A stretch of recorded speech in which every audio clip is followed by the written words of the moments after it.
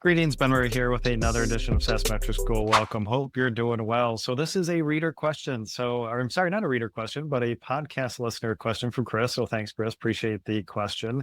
And Chris stated in an email to me, our business attends an annual trade show. So of course, this can be very common. We could attend one trade shows, multiple trade shows throughout the year. And the primary purpose of this trade show is lead gen, so marketing. Different folks from our company attend, including tech support leads and other functions. How should we code travel expenses for our staff? So this is a great question because very, very common that we attend trade shows. Maybe we're not exhibiting. Of course, this could apply to us actually exhibiting at this trade show, or maybe just sending some employees to attend the trade show for lead gen. So first, where do we code trade show expenses? So typically trade show expenses are coded to marketing under your marketing leader's budget. They have control of that budget and typically who they want to attend, especially if we're exhibiting at that trade show. They have a list of who they want to attend. And of course, the booth expenses and travel and swag, et cetera. So we have a budget. We have little mini budgets in our marketing budget for these trade shows, and that's typically coded to marketing. And then we may have a couple GL accounts, expense accounts, where we're going to code that. If this is, say, a national trade show or a regional trade show, a user group, we're going to code our expenses of the trade show to that GL account, say national trade show, so we can keep track of the total expense in our P&L so it doesn't get lost in multiple GL accounts and multiple departments.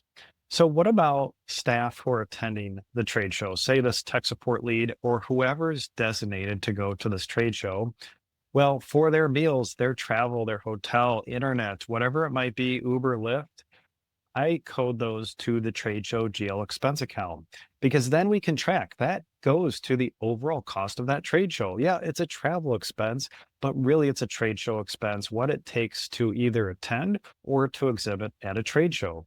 But what if we have other staff who want to go? And this is pretty common if it's a big trade show or maybe we're exhibiting and other staff just want to attend, but they're not on marketing's, let's say, approved list to attend. Because marketing has an idea of who do we need there? We need sales engineers. Maybe we need some services managers to talk to prospects and customers.